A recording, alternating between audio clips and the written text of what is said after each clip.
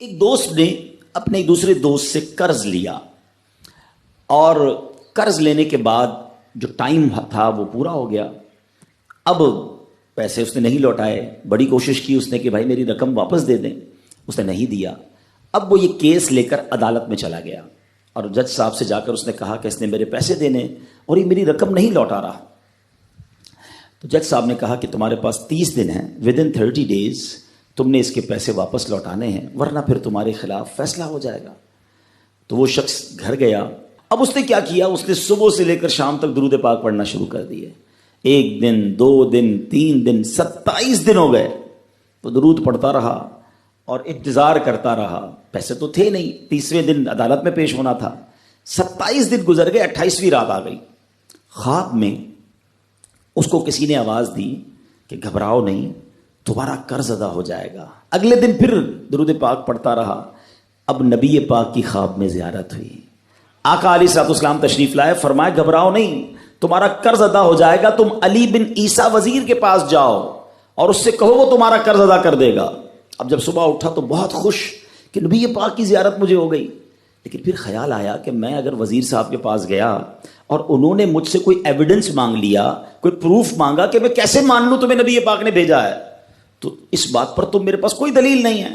اب 30ویں رات آ گئی, آخری رات ہے, صبح عدالت میں جانا ہے. درود پاک پڑھتے پڑھتے سو گیا. سرور کائنات علیہ الصلوۃ والسلام نے خواب میں پھر کرم فرمایا. فرمایا علی بن عیسیٰ وزیر کے پاس جاؤ, وہ تمہارا قرض ادا کر دے گا. کہ حضور میں چلا تو جاتا, مگر اگر وہ مجھ سے کوئی پروف مانگتا, کوئی ایویڈنس مانگتا, تو میں کیا جواب دیتا.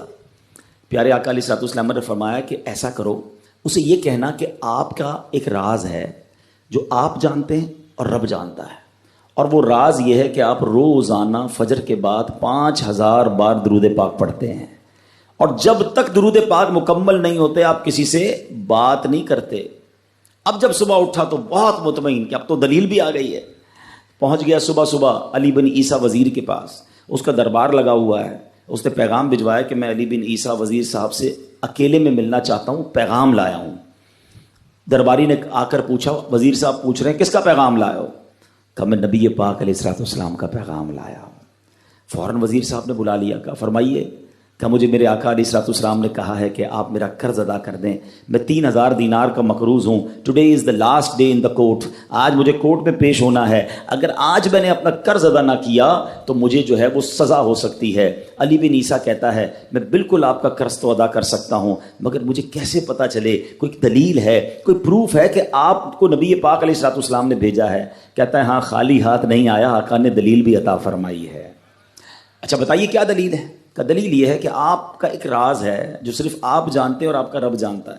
5000 ٹائمز ڈیلی آپ درود پاک پڑھتے ہیں فجر کے بعد, اور جب تک یہ درود پورے نہیں ہوتے آپ کسی سے بات نہیں کرتے. آپ ذرا پہلے تھوڑی دیر کے لیے امیجن کریں کہ جو وزیر 5000 بار روز درود پڑھتا ہوگا وہ عاشق رسول کیسا ہوگا.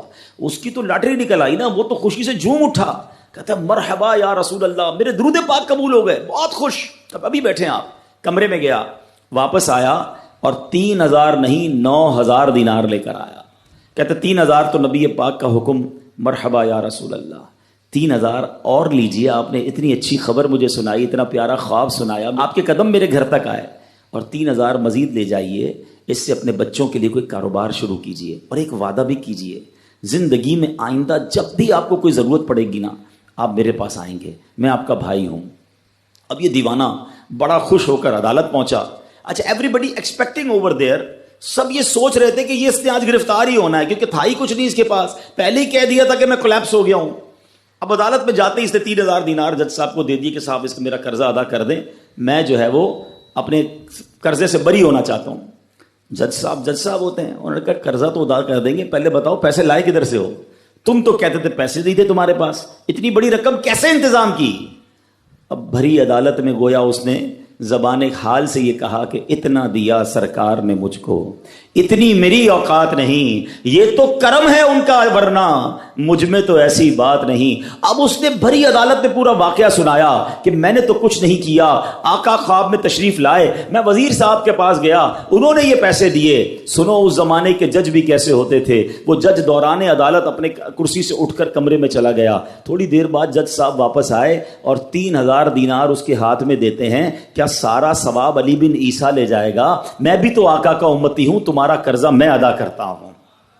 اچھا، اب جس نے کیس کیا تھا، سبحان اللہ، کیا ماحول تھا، کیا انداز تھا، کیا دل تھے، وہ بھی تو دیکھ رہا ہے، کہتا ہے میں بھی تو آقا کا امتی ہوں، رکے ذرا، کاغذ قلم دیجئے، بندے کو میں قرضہ ہی معاف کر دیتا ہوں۔ اچھا، قرضہ ہو گیا معاف۔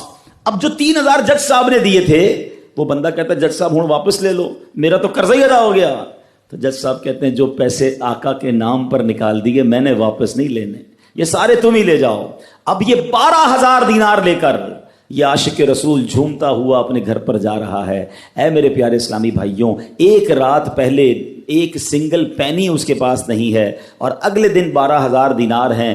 درود پاک وہ وظیفہ ہے جو دل سے پڑھا جائے تو سبحان اللہ یہ مصیبتوں کو ٹالنے والا وظیفہ ہے، یہ پریشانیوں کو دور کرنے والا وظیفہ ہے۔ اور یہ میں نہیں کہہ رہا، خود سرور کائنات علیہ الصلوۃ والسلام کی حدیث ہے جس کا مضمون ہے کہ جو پریشانیوں میں ہو، جو مصیبتوں میں ہو، اس کو چاہیے کہ مجھ پر درود پڑھے، کہ درود پریشانیوں کو لے جاتا ہے، مصیبتوں کو لے جاتا ہے۔ ایک شاعر نے کیا خوب لکھا ہے، اور واقعی حق لکھا ہے، ہر درد کی دوا ہے صلی علی محمد، ہر درد کی دوا ہے صلی علی محمد، تعویذ ہر بلا ہے صلی علی محمد۔ تو ہمیں چاہیے